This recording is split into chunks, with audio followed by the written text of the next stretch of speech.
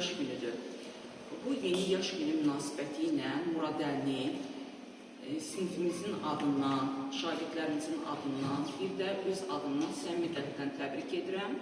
Muradəliyə arzumuz nədir? Muradəliyə arzum budur ki, Muradəli bilirsiniz ki, birinci yarım ildə zərbəçilər statusunda yer almışdı və arzum budur ki, ikinci yarım ilin sonunda əlaçılar statusunda yer alsın, əlaçı adını qazansın və uğur daim onu təqib etsin, bütün qapılar üzünə açıq olsun, yolu işıqlı olsun.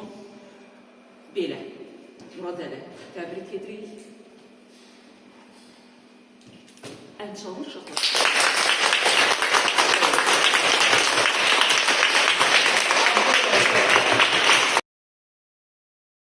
Uşaqlar, siz bilirsiniz ki, biz keçən dəfə Abdulov Əlinin doğum gününü, yeni yaş gününü qeyd etmişdik. Deməli, Əli hamımıza məlumdur ki, zərbəçilər statusunda zərbəçi adını almışdır və arzum budur ki, ikinci yarım ilin sonunda Əli əlaçılar statusunda əlaçı adını qazanmış olsun.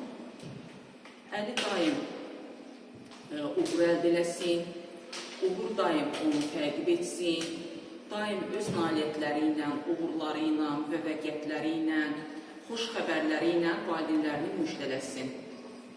Gəlin uşaqlar, əlinə alqışlayaq.